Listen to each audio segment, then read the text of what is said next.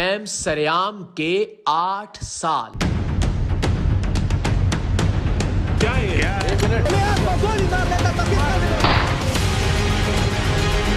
सच की इस लड़ाई में हमने क्या कुछ बर्दाश्त किया, देखिए इस हफ्ते के सरेआम में।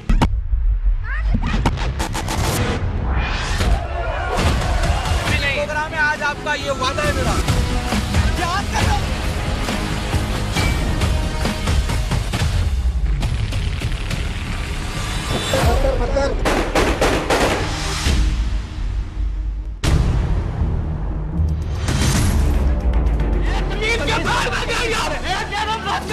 मेरा शहर है, मैंने यहाँ गोलियां खाई हैं आप लोगों के लिए यार। एफआईआर काटी जाएगी। ये एफआईआर नहीं काटेंगे यार, मेरी एफआईआर काटेंगे। तो यार फिर आओ ना, साथ बैठ जाओ मोबाइल के अंदर। क्या है? मैं आपको गोली मार लेता तब किसका जिम्मेदार रहता? शूट करेंगे। कभी पत्थर, कभी थप्पड़, कभी धक्के, कभी मुक्के, कभी गालियां, कभी गोलियां, कभी दुश्नाम, कभी इल्जाम, कभी सख्त गुफ्तार और कभी तशद्दुद और मार। ये करना पड़ेगा हमें, खुद हमें मार खानी पड़ेगी।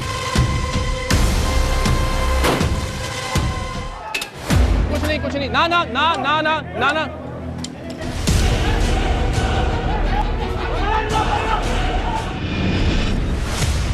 सच का सफर यूं भी आसान नहीं होता। तारीख इंसानी गवाह है कि हक और सच के रास्ते में लोग कभी सलीब पर लटकाए गए, कभी पाबजौला फिराए गए, कभी हक बात कहने पर उन्हें दार पर खींचा गया, कभी सच बोलने पर उनकी खाल तक खींच ली गई। सच कहने और सच दिखाने की पादाश में पिछले 8 वर्षों में टीम सरेआम के साथ पेश आने वाले वाकयात तो इन सब का अशरे अशीर भी नहीं। हमारा सफर अभी जारी है, सच का सफर, लोगों की जिंदगियां बचाने और संवारने का सफर, पाकिस्तान को अजीम और काबिल ताजीम बनाने का सफर, और ये सफर अब सांसों की डोर के साथ ही थमेगा। आज के सरेआम में हम आपको पिछले 8 साल की एक झलक दिखाएंगे कि कैसे हम मुकद्दमों, जेलों, हथकड़ियों और हमलों के सामने साबित कदम रहे। वो सब जो हमारे खिलाफ सफ आरा रहे, उनसे आखिर हमारी लड़ाई है क्या? हम आखिर ये जिद्दोजहद कर किस लिए रहे हैं? प्रोग्राम तो एयर कंडीशन स्टूडियोज में आरामदेह कुर्सी पर बैठकर भी किया जा सकता है। सहाफत तो खुद को और अपनी फैमिली को खतरे में डाले बगैर भी मुमकिन है। पाकिस्तान में मौजूद बदनुमा धब्बों को मिटाने के लिए चेहरे पर जख्म सजाने की जरूरत क्या है? इस मुल्क की बहनों और बेटियों को जिंदगी के अजाबों से रिहाई दिलवाने के लिए खुद जेलों में जाने की जरूरत क्या है?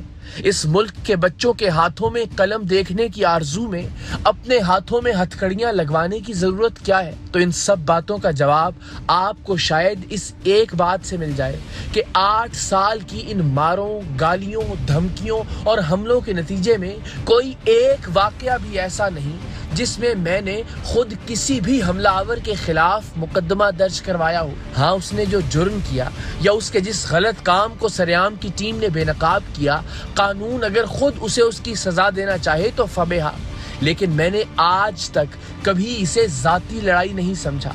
खुद पर उठने वाले हर हाथ और माँ बहन की गालियां देती हर जबान को दिल से माफ किया है, इस नियत के साथ कि शायद इसी से मुआशरे में मुस्बत रुझानात के फरोग में मैं अपना किरदार अदा कर सकूं।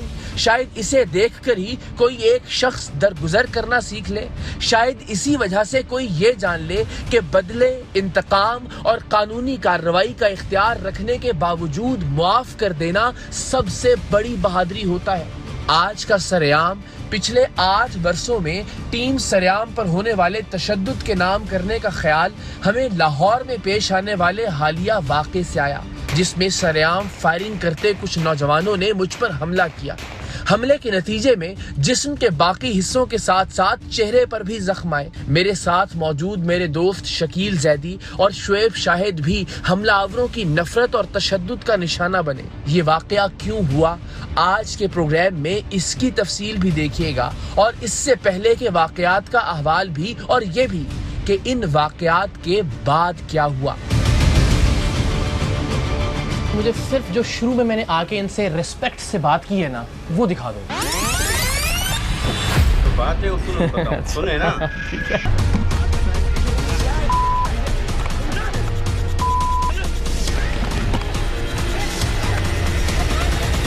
क्या टूटेगा?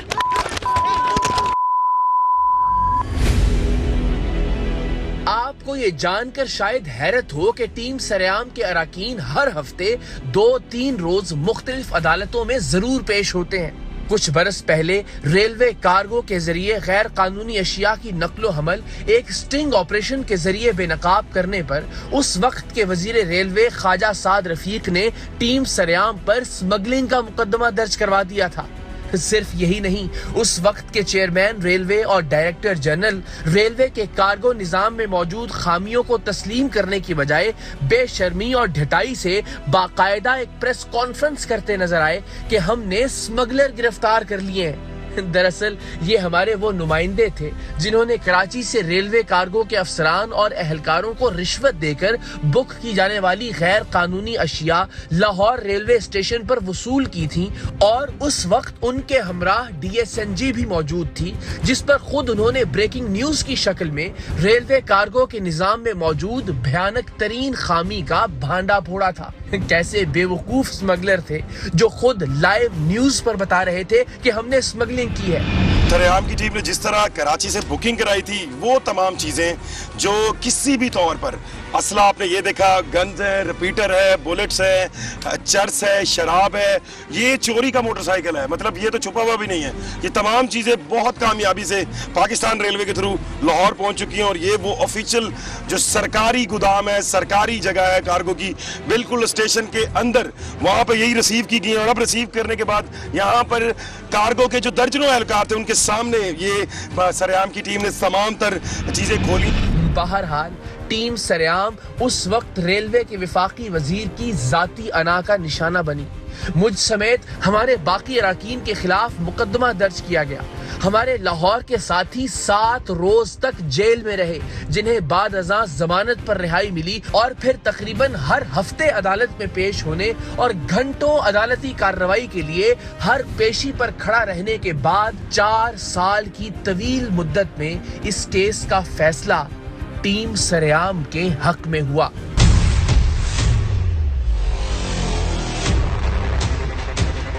इस शख्स ने हमारी सिक्योरिटी का पोल खोल दिया है। This is very painful for us.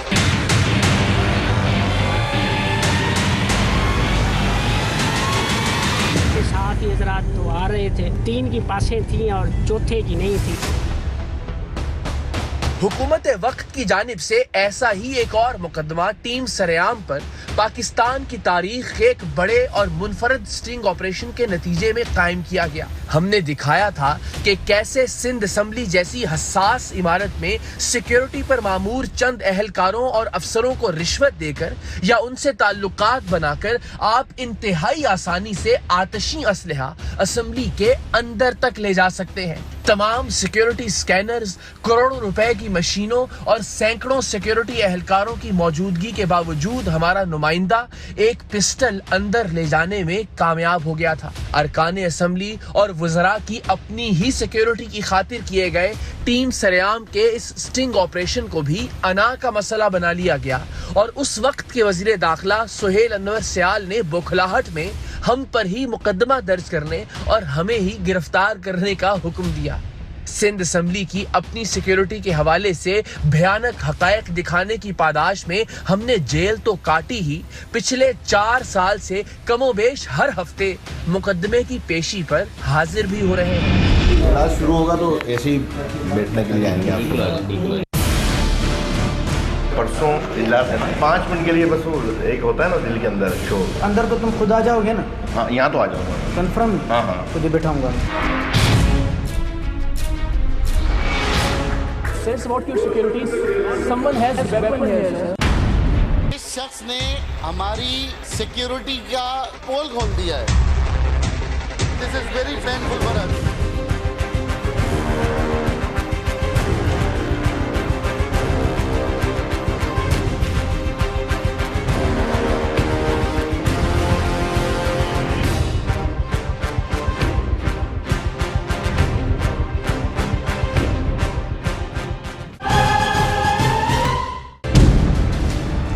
रोज पहले लाहौर में होने वाला हमला अपनी नौइयत का पहला हमला नहीं कि जिसमें हमने मुआशरती बुराइयां दिखाने की पादाश में जख्म खाए हों। ये सिलसिला 2012 में हैदराबाद से शुरू हुआ, जब टीम सरेआम पर डंडों, ईंटों और आतिशी असलहे से हमला किया गया। टीम सरेआम ने हैदराबाद के इलाके टंडो मीर महमूद में मासूम बच्चियों की सरेआम खरीदो फरोख्त का धंधा बेनकाब किया था, जिस पर जराइम पेशा लोगों का ये पूरा मोहल्ला टीम सरेआम पर हथियारों समेत टूट पड़ा था। हमारे कैमरे भी छीन लिए गए थे, जिन्हें बाद अज़ां पुलिस ने रिकवर करवाया था। सो उस बदतरीन हमले की कुछ ही फुटेज महफूज रह सकी। बच्चियां छूटेगी अब यहाँ आप देख लिया। ये नहीं तो चले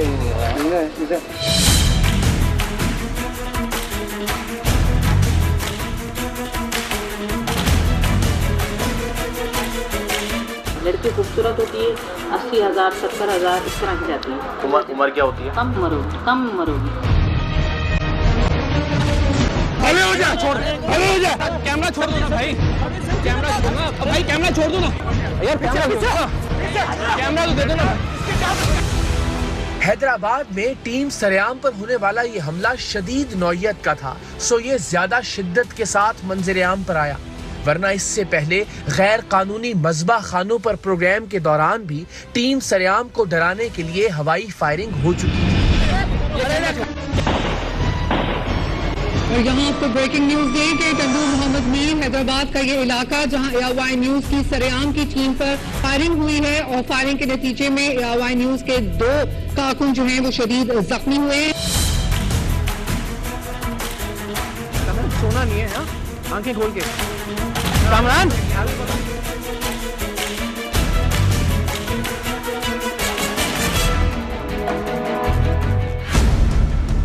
कराची के मशहूर रेनबो सेंटर पर गैर कानूनी सीडीज के खिलाफ प्रोग्राम के दौरान उस वक्त की रेनबो सेंटर की यूनियन और दुकानदार हजरात भी टीम सरेआम पर टूट पड़े थे। इस वाक़े में भी टीम सरेआम के कैमरे छीन लिए गए थे, जिन्हें बाद अज़ां यूनियन के ओहदेदारान से मुज़ाकरात के बाद वापस हासिल किया गया। रेनबो सेंटर जहां की कुछ दुकानों से पूरे पाकिस्तान को फुहश और गंदी फिल्मों की फराहमी हो रही है, लेकिन सरेआम की टीम आज यहां जाएगी। खतरा और खदशा मौजूद है कि सरेआम की टीम पर हमला होगा। आराम से ना,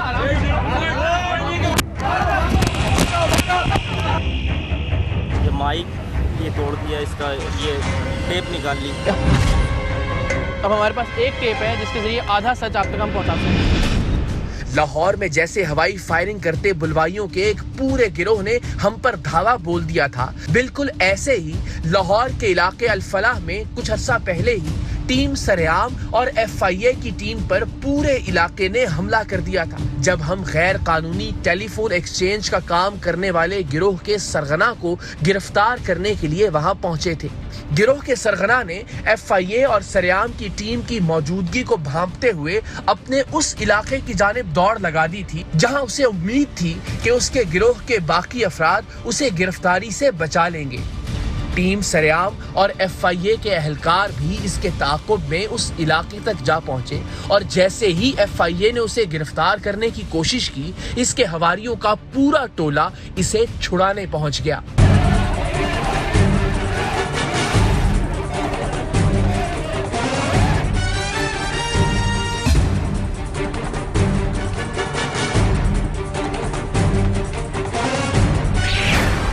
काम क्या करते हैं भाई जी? क्या काम करते हैं? मैं बाहर जा रहा हूँ, दुबई हैं? दुबई जा रहा हूँ। तो जा रहे हैं ना, अभी क्या काम करते हैं? अभी कुछ भी। यहाँ क्या कर रहे थे बैठ के? ये दोस्त का ऑफिस है, उससे मिलने। क्या कर रहे थे? ये वीज़े के सिलसिले में आए हुए हैं। अच्छा, क्रेडिट कार्ड का कोई ताल्लुक नहीं है आपके? तो ये बात सुनो, सबूत तो हमारे पास आ गए सारे। जी ठीक है ना। अच्छा, मुझे पहले पूरी बात तो बताएं। बात ये है भाई कि आपने देखो, अभी वो अगर हम नहीं बतानी है तो अच्छा। फिर हम ही फिर आपको वहाँ FIA ले जाके बताते हैं ना। दोस्त हैं, उन्होंने कहा था कि अच्छा, बुकिंग करवा के आगे मेरा एक जानने वाला है सिंध में, ठीक है। उससे मैंने कॉल की, उसने मैं कब बुक करवा दो यार एक। अच्छा, वो कैसे करवा के देता है? वो जो फेक क्रेडिट कार्ड्स हैं, हैक किए हुए क्रेडिट कार्ड का डेटा है उससे? पता नहीं अब हैक का है या ये नहीं पता। हैक का ही होगा ना। हाँ, हैक का वो हैक का भी नहीं, वो साइट होती हैं, साइटों से उठाता है। साइटों से क्या उठाता है? क्रेडिट कार्ड का डेटा। वो डॉलर दे के, जैसे अब हमें वो बताता है कि मैं साइट से बाय करता हूँ। वो जो उमर है ना, मैं जिसका बता रहा हूँ, जिसने मुझे सिखाया, वो करता था। मैंने बताया कि वो पेमेंट मंगा के खाने लग गया था। मुझे यानी आपको भी नहीं देता था और तुम्हारा हिस्सा भी खा जाता था और अपना भी खा जाता था। मुझे इंग्लिश आती नहीं थी, वो तुम्हें चक्कर देता था। चक्कर देता रहा। ठीक है, वो चक्री कहाँ मिलेगा हमें? वो अभी घर भी होगा। चलते हैं, उसको लेते हैं साथ। वो कहाँ पे? वो तुम्हारे बुलाने पे आ जाएगा? अगर खुफिया तरीके से तुम बाहर कहीं उसको बुलाओ। हाँ, आ जाएगा।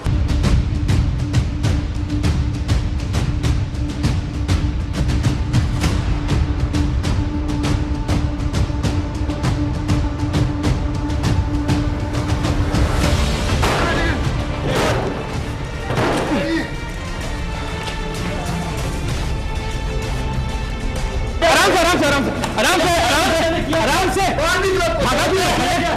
कुछ नहीं किया तो भागा क्यों है? कोई बात नहीं, बस छोड़ दे आ रही थी बेटा, छोड़ दो तसल्ली, बस उधर जा, छोड़ दो, नहीं करो प्लीज, ज्यादती नहीं करो, बस नहीं मारो ना। ये कौन है?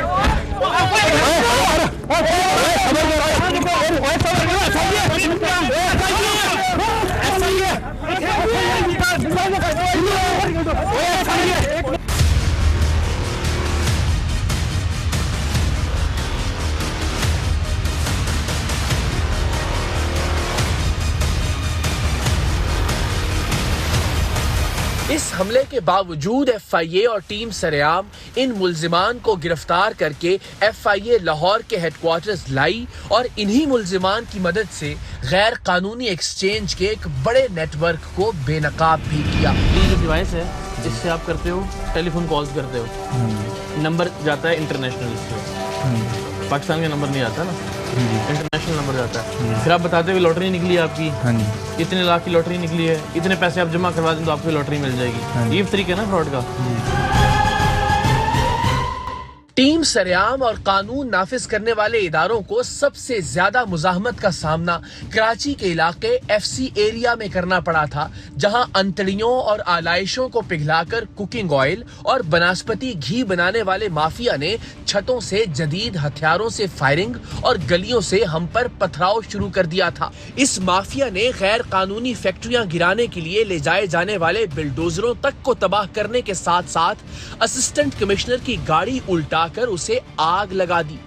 उस वक्त कराची के जिला वस्ती के deputy commissioner doctor Saifur Rahman और उस वक्त के SSP आमिर फारूकी टीम सरेआम के साथ डटे रहे, बावजूद इसके कि पुलिस इन हमलावरों के हाथों कई बार पसपा हुई। लेकिन बिल आखिर डॉक्टर सैफ और आमिर फारूकी की क़यादत में ये ऑपरेशन अपने अंजाम को पहुंचा।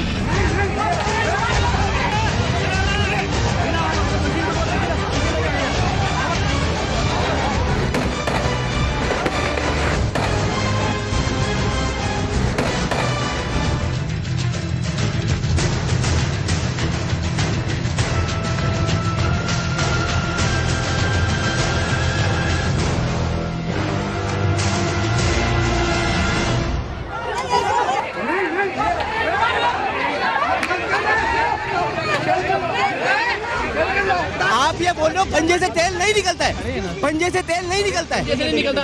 अंतरियों से क्या निकलता? आप करवा रहे हो, आप कर रहे हो कार्रवाई, आप कर रहे हो, ये आप कर रहे हो कार्रवाई, नहीं आप कर रहे हो, ये आप कर रहे हो। सही हो रहा है काम? नहीं, यहाँ सही हो रहा है, यहाँ जहाँ नहीं हो रहा वहाँ क्यों नहीं जा रहे? सही हो रहा है बहन, बहन पूरी कराची में सही हो रहा है, पूरी दुनिया में सही हो रहा है। इसका ये मतलब यहाँ पे गलत, यहाँ गलत होगा।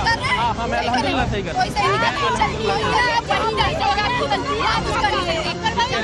आप पथराव कर रहे हो बेटा हम पे।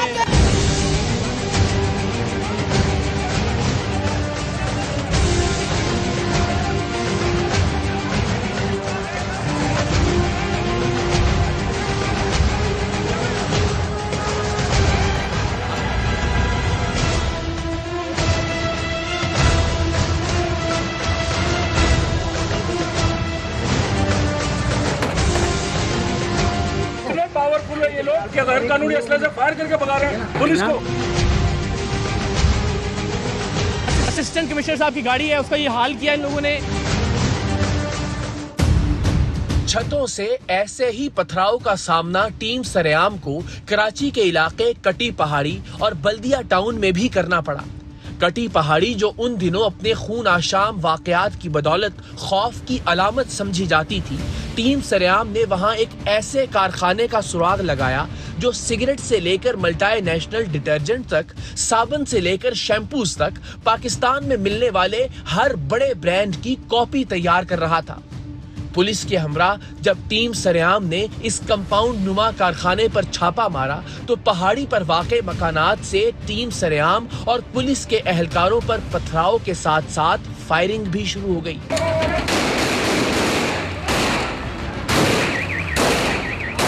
पुलिस के जवानों ने फौरन पोजीशन संभाल कर जवाबी फायरिंग की और हमने दीवारों की ओट में होकर जानें बचाई। लेकिन हमने तब तक इस कारखाने का पीछा नहीं छोड़ा जब तक इसे हमेशा के लिए बंद नहीं करवा दिया।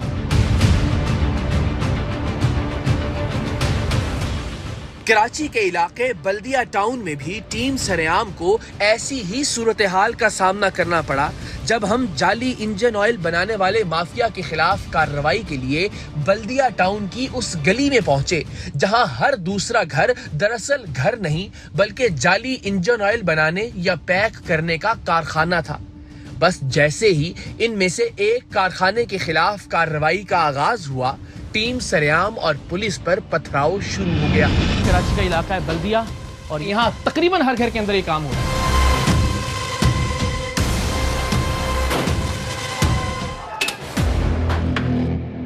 कुछ नहीं ना ना ना ना ना ना ना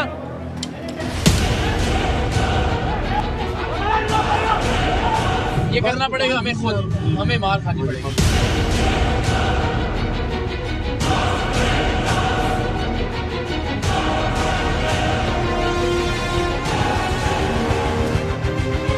आप लोग यहीं के रहने वाले हैं? आपको पता है 2 नंबर काम हो रहा है सारा। पानी पे जितने प्रोग्राम मैंने किए शायद ही किसी ने किया, पता नहीं आपने देखा ही नहीं है। मैंने धाबे जी से जो पाइपलाइन यहाँ आती है वडेरों के साथ टक्कर लेके दिखाया कि पानी आपका सारा चोरी हो रहा है वहाँ से ट्यूबवेलों में। मैं दिखाया ना, मैं तो अपना काम। आप जब तक अपने इलाकों में अपने दिलों में ईमानदारी पैदा नहीं करेंगे, अल्लाह ताला रहम नहीं कर सकता हमारी कौम के ऊपर। हर घर के अंदर ये 2 नंबरी और जालसाजी हो रही हो और आप तवक्को करें कि आपको पानी भी मिलेगा, अल्लाह ताला की रहमत भी होगी और सब खुश नहीं होगी। ऐसे हम सब ठीक होंगे तो चीजें ठीक होंगी। तो साहब हम किसी की जान थोड़ी को ले रहे हैं। अच्छा तो 2 नंबर काम ये हम किसी की जान, अरे नकली फायदे में सोच रहे ना, तो ये फायदा है, किसी की जान थोड़ी, ये इंजन का फायदा है। जाली इंजन ऑयल बनाने वाले माफिया के खिलाफ टीम सरेआम ने कुछ साल पहले हैदराबाद में भी एक कार्रवाई की थी। हैदराबाद में इस माफिया का सरगना इतना ताकतवर और असरो रसूख वाला था कि उसने ताकत के नशे में चूर होकर कैमरे के सामने मुझे धमकी दी थी कि ये तुम्हारा आखिरी प्रोग्राम होगा। इतने केस आप लोगों पे ठोक दूंगा।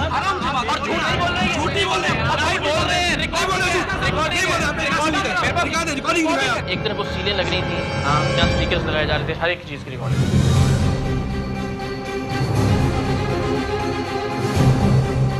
आखिरी प्रोग्राम होगा आपका, अब दोबारा आप प्रोग्राम में नहीं आओगे, ये मेरा वादा है। प्रोग्राम है आज आपका, ये वादा है मेरा। सच की ताकत ये है कि आज ये शख्स शायद कहीं और छुप छुपाकर यही जाली और गंदे इंजन ऑयल का धंधा कर रहा हो, लेकिन प्रोग्राम सरेआम बरसरे आम जारी है। सच्चाई और हक नुमाई के इस रास्ते में हम धमकियों को अपने लिए एजाज समझते हुए और जख्मों को तमगों की तरह सजाते हुए आगे बढ़ते चले जा रहे हैं।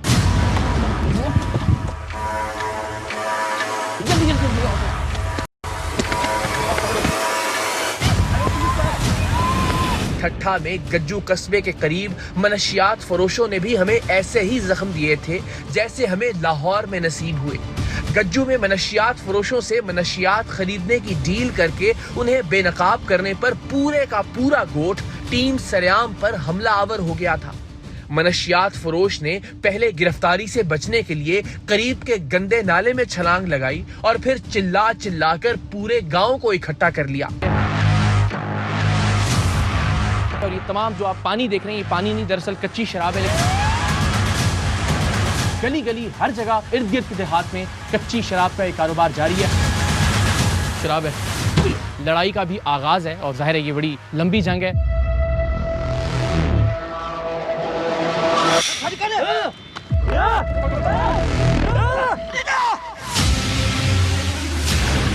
भाग जल्दी।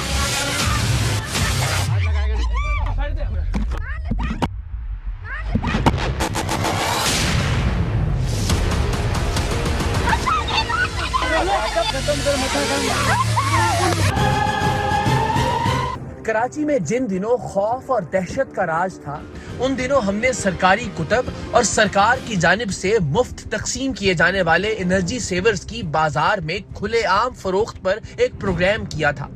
बच्चों को मुफ्त दी जाने वाली सरकारी कुतब और लोगों में मुफ्त तकसीम किए जाने वाले एनर्जी सेवर्स को कराची के अलकरम स्क्वायर पर स्टोर करके बाजार में बेचा जा रहा था। इस गैर कानूनी कारोबार के सरगना को डील करके रंगे हाथों पकड़ा तो यहाँ भी टीम सरेआम को शदीद मुजाहमत का सामना करना पड़ा था। हमें ऐसी गालियों से नवाजा गया था कि खुदा की पनाह। और इस सारे हंगामे में ये लोग मरकजी मुलजिम को भी छुड़ा ले जाने में कामयाब हो गए थे। और कहाँ मिलेगी ये किताबें? मेरा ख्याल है कि कराची में हर जगह बिक रही है। मेरे साथ कुछ भी करने से पहले मेरे बच्चों के बारे में सोच लें। आप उस मुल्क के बच्चों के बारे में सोचते तो ज़्यादा अच्छा था। मतलब ये किसी गरीब के घर में लगने के लिए बल्ब था ना भाई? जी। भाग नहीं रहा यार। तो यार फिर आओ ना साथ बैठ जाओ मोबाइल के अंदर। मोबाइल में क्यों बैठूं? मैंने कुछ जुर्म करा क्या? अरे जुर्म नहीं किया आपने।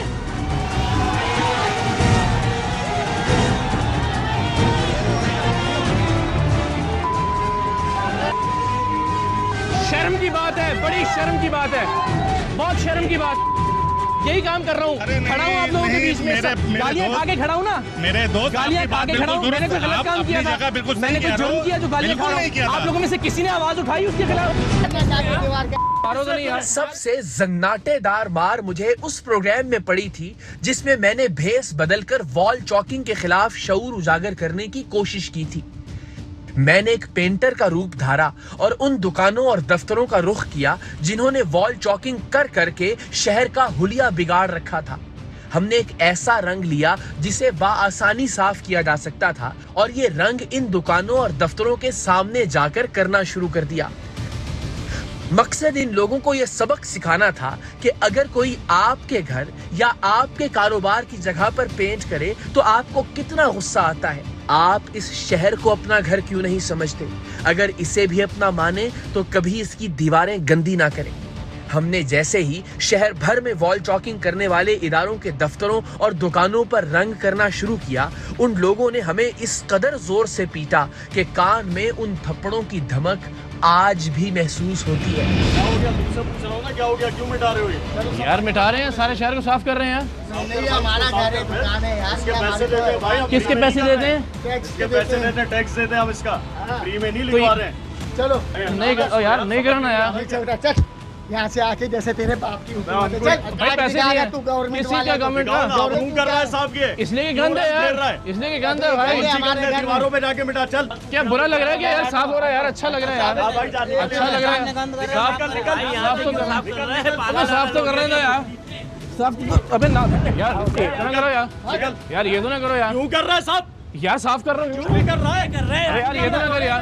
किसने बोला तुझे? मारो तो नहीं यार। ये क्या किया सारा यार? कल फकर 1000 रुपए खर्च किया हमने और तुम यार तुम्हारी वॉल चॉकिंग कर रहे हैं भैया। थोड़ा सा लिखने दे भाई। करता रहे यार, करता जानी। करता रहे। ये आपका है क्या? बुलाना जरा, पुलिस को फोन करो। अरे भाई पुलिस को फोन करो, पुलिस को फोन बुला लो पुलिस को बुला लो यार। वॉल चॉकिंग थोड़ी सी कर रहे हैं तो भाई क्या, इसको तो छोड़ो भाई। अबे नहीं करो भाई, आपके ऊपर गिरेंगे यार, ना करो, नहीं करो यार। अबे करने दे यार, थोड़ा सा। क्या हो गया यार? खुद देखो अपने जूते गंदे कर लिए आपने। कहाँ से आया तू? क्यों कर रहा है? अबे थोड़ा सा करने दे।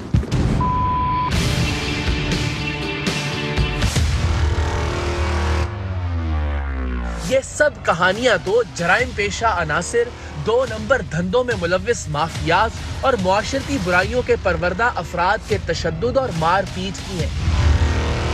हमारे साथ प्रोग्राम सरेआम के 8 बरसों में पुलिस एहलकारों और अफसरों ने जो रवैया रवा रखा, उसके लिए एक अलग प्रोग्राम दरकार है।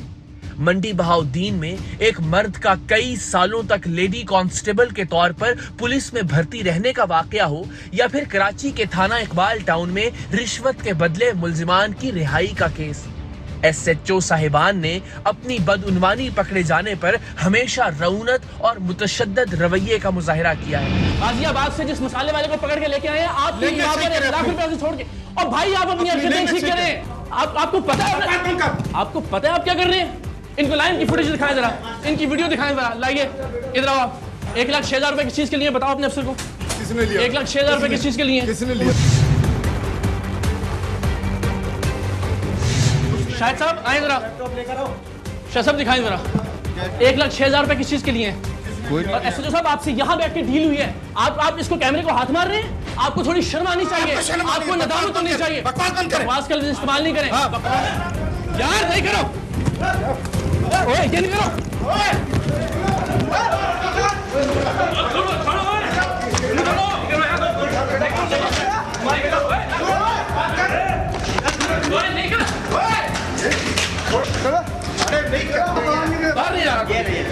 बाहर नहीं जा रहा, बाहर क्यों नहीं जा रहा?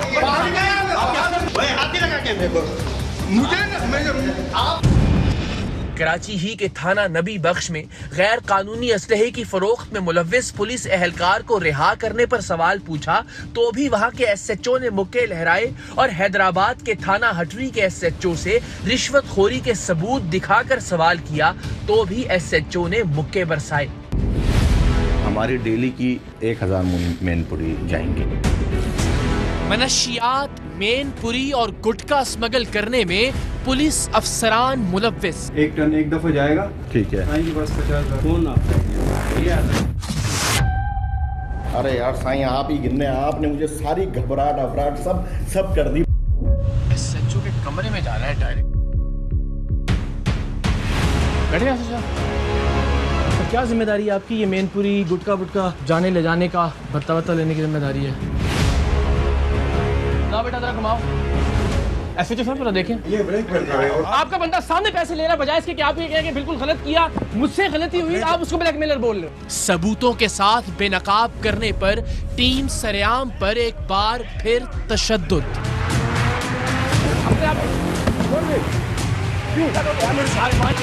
बेटा मुझे सिर्फ जो शुरू में मैंने आके इनसे रिस्पेक्ट से बात की है ना, वो दिखा दो। बात है उसको बताओ, सुने ना। लेकिन 8 सालों के इन हमलों, तशद्दुद और मारपीट के नतीजे में एक बार भी, जी हाँ एक बार भी हमने जवाबन हाथ नहीं उठाया, पलटकर हमला करने की कोशिश नहीं की। आखिर क्यों? क्योंकि ये हमारी जात की लड़ाई नहीं है, ये लड़ाई सच की लड़ाई है। ये लड़ाई पाकिस्तान की आने वाली नस्लों की भलाई की लड़ाई है। लाहौर में चंद रोज पहले होने वाले हमले में साबित करना तो दूर की बात, हमलावर ये कह भी दे कि मैंने अपने बचाव के लिए भी हाथ उठाया था तो आइंदा कभी टीवी पर नजर नहीं आऊंगा। ये हाथ अब इसलिए नहीं उठता कि मामला अब मेरी अना का नहीं, मैं पाकिस्तान के बच्चों के आने वाले कल की जिद्दोजहद कर रहा हूँ। एक ऐसा कल कि जिसमें बर्दाश्त और तहम्मुल हो, एक ऐसा कल कि जिसमें मोहब्बत और खुलूस हो, एक ऐसा कल जिसमें अमन और एक दूसरे का एहसास हो। इसी जिद्दोजहद में एक जख्म की रोशनी और सही, मैं कुछ ना भी कर सका तो कम से कम दुनिया से जाते हुए अपनी आइंदा नस्ल से शर्मिंदा नहीं होगा कि मैंने उनके लिए अपने हिस्से की जिद्दोजहद नहीं की, अपने हिस्से की आवाज नहीं उठाई, अपने हिस्से के जख्म नहीं खाए।